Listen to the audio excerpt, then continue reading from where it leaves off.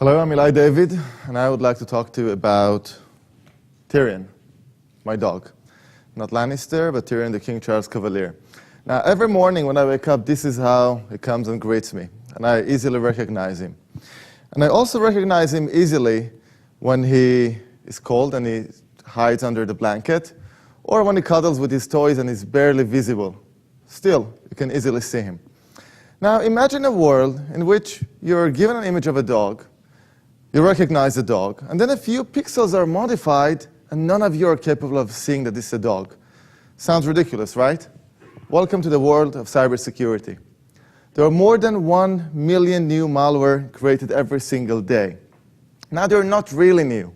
Nearly all of these 1 million supposedly new malware are very small mutations over previously existing ones. Even the nation-state ones are just 10 to 20% different.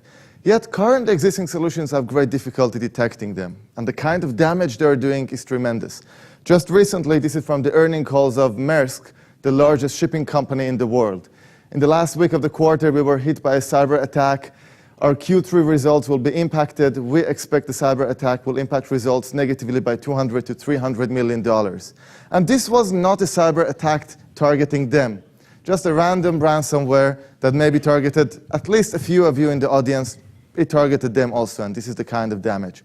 So what are the currently existing solutions do to prevent against such attacks? Mostly reactive approach.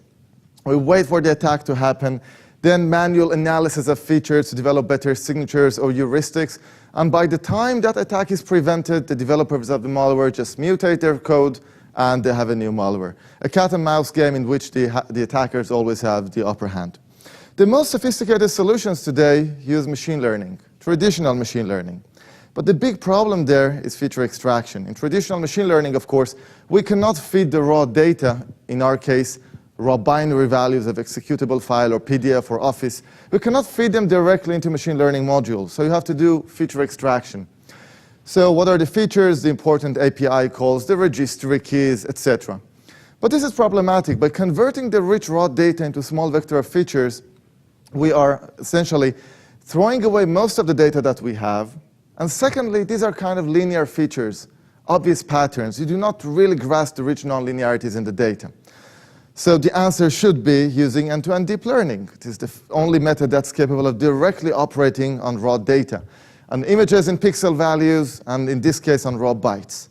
However, applying deep learning here is much more challenging than any other domain. But this is, if you take an executable file and you open it like an image, this is how it will look like. As you can see, there are no local correlations in the data, unlike an image. So you cannot use convolutional neural networks or any other kind of neural net that's using local correlations. We cannot use fully connected, of course. It will just explode. The size of the file is different. You can have a file which is 100 kilobyte or 100 gigabyte. So that's a varying size. The format is different. You have different file types. So it's much more challenging to apply deep learning here. So what we had to do in order to apply end-to-end deep learning on the raw binary value is to develop and to adapt neural network architectures to be able to work on varying sizes of input and to use non-local correlations. We couldn't use any of the publicly available frameworks to develop such a non-orthodox framework, so we implemented everything directly on top of CUDA, and actually the speed up was about 100 times speed up in comparison to CPU. Instead of 3 months of training, we performed the training in just a single day. So what kind of training we perform? It's supervised training. In the laboratory, we have a data set of close to 1 billion samples of malicious and legitimate files, different file formats, different operating systems. As far as we care, a computer file is just like an image, with the only difference that instead of a bunch of pixels, it has a bunch of bytes. So we have hundreds of millions of malicious files, labeled malicious, hundreds of millions of legitimate files, and during the training time, they're all fed into the deep neural net and tries to classify malicious or legitimate, binary classification. When this training is completed, we can then take this neural net and use it on the inference side within the product, on the user side. So what we do is we take the pre-trained neural net and we put it together with an agent on each and every device that we protect. Any laptop, desktop, mobile device. And because we're looking statically just at the raw binary value, there is no lengthy dynamic analysis or heuristics. It takes a few milliseconds of inference on any device using the average CPU they have. So we use GPU just for the training, not for the inference part. The results have been great during the past year. We have continuously, in all the benchmarks, have higher detection rates in comparison to competitors and much lower false positive rates.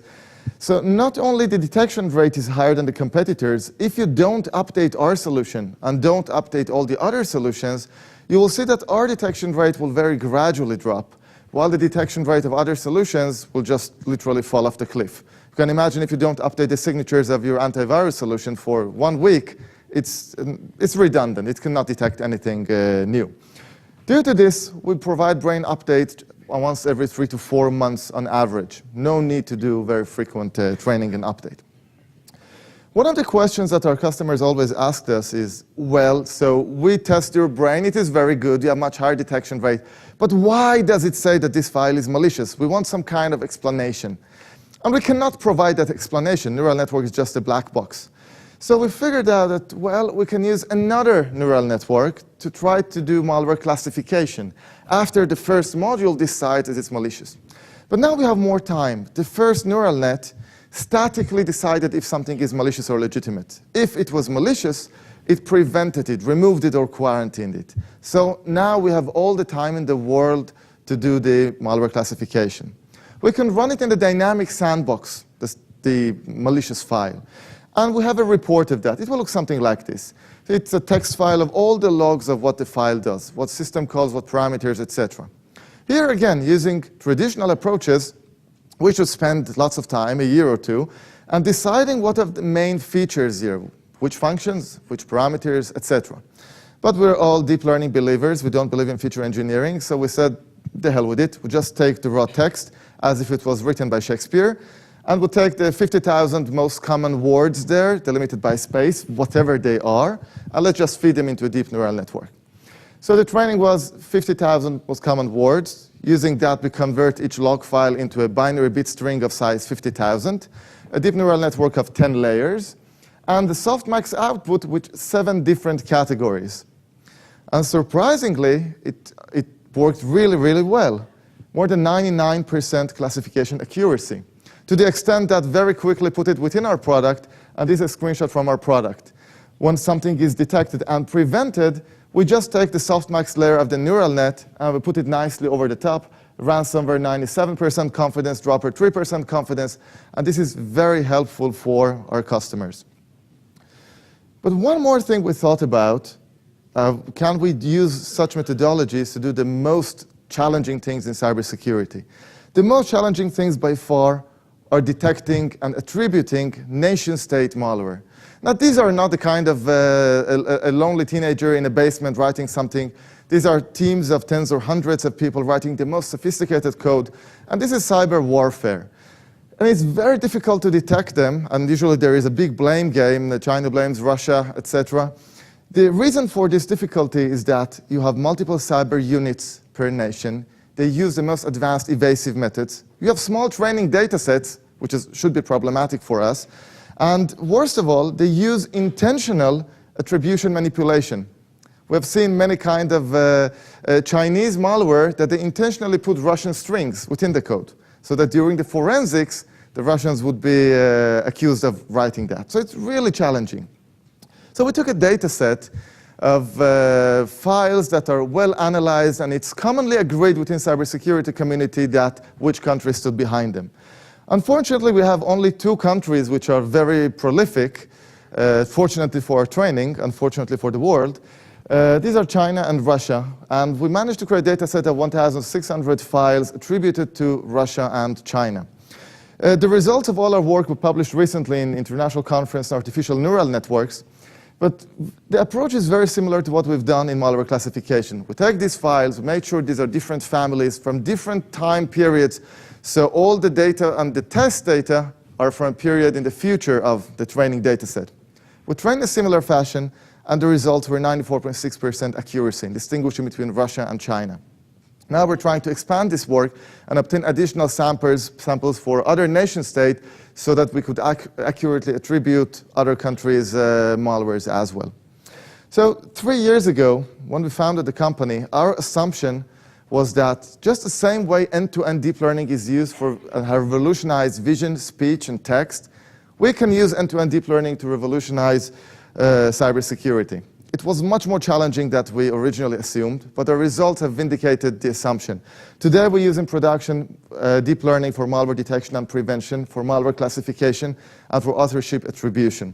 We received lots of recognition. NVIDIA recognized us as the most disruptive AI startup of 2017.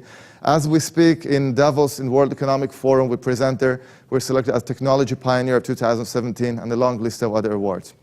And as we speak here, a large number of companies in North America, in Europe, and Asia Pacific are using Deep Instinct's deep learning-based technology to protect themselves against the most advanced malware. Thank you very much.